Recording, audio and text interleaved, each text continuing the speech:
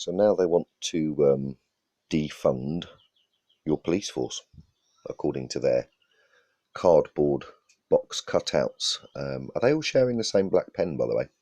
This is in London.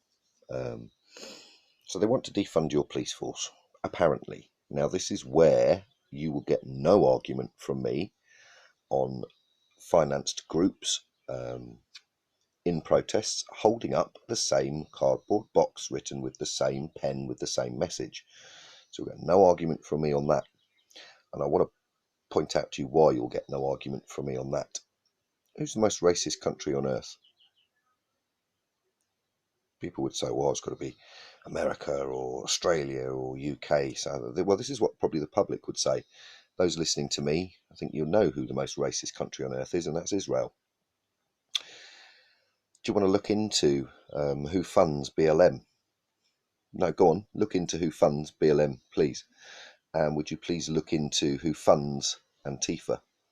And would you please understand the political idealism behind all of this and the subversion and sublimation of the people by the most racist country on earth and its cult followers? The kids that you see with the banners, a lot of them are paid 30 quid. You can't call those agent provocateurs. You call them slaves of Zion, slaves of the state, hungry, disaffected, ill-educated youth. So we are looking at banners now that say defund the police. Well, think about this. All of the people that the UK has welcomed in from all different parts of the world over the past 70 years, all of the different nationalities.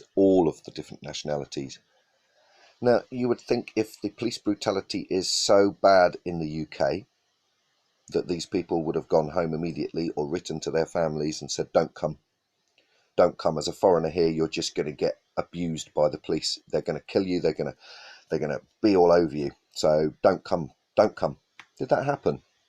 Or did Britain, England, Wales, Ireland, Scotland, the least racist and most welcoming island nation on earth, by the way, the most welcoming and least racist and most tolerant island nation on earth. Go try this in Japan, New Zealand, see what befalls you. Go and try it in Madagascar, see what befalls of you. Go and try this nonsense and this is the problem. Our entire political system has been and was overtaken by political Zionism decades ago.